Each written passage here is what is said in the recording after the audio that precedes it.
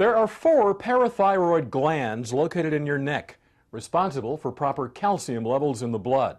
Dr. James Bredenkamp of Mission Hospital in Mission Viejo explains what a parathyroid tumor is and how it can affect your body. The parathyroid glands are 4 pea-shaped glands located in the central compartment of the neck, kind of adjacent to the thyroid gland and voice box. There's usually one that's higher than the other on both sides, the superior and inferior gland. These glands can be really located in multiple areas, but for the most part they're located in the central compartment of the neck. Sometimes one or more of them can become abnormal and increase in size. When they increase in size, they produce excess parathyroid hormone, or what we call PTH. PTH regulates the amount of calcium in the blood. So a condition called hyperparathyroidism is a condition where there is too much calcium in the blood and too much parathyroid hormone.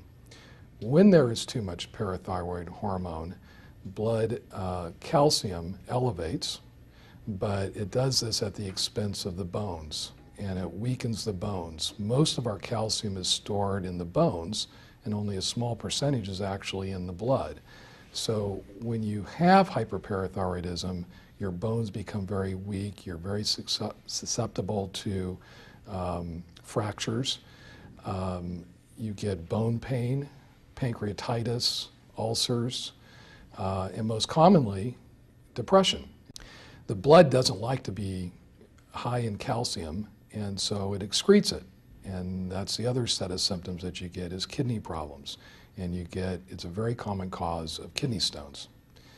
Hyperparathyroidism, for the most part, is a surgical disease.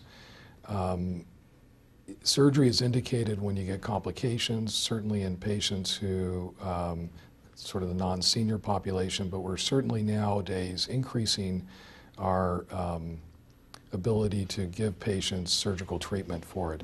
Through recent technology that's available here at Mission Hospital, we can now do what we call minimally invasive parathyroidectomy. The minimally invasive parathyroidectomy is a very quick procedure. Sometimes we can do the procedure in 15 minutes. There's been a couple recent advances in the technology that's allowed us to do this type of procedure really in the last couple years. One is we can now monitor the intraoperative vocal cords to diminish any sort of complications that occur with the voice box, because that's a concern working in that area.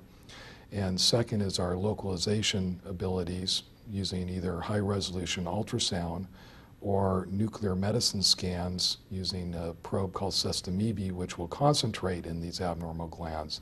And lastly, and probably more importantly, we can now test parathyroid hormone.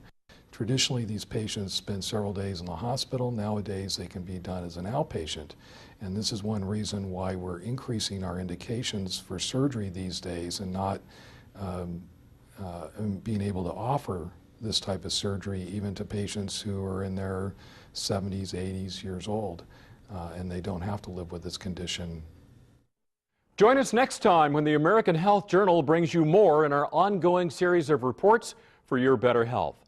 If you have questions about today's topics or for the doctors you've seen on today's show, you can contact us at 1-800-303-3200 or log on to thedoctorshow.com.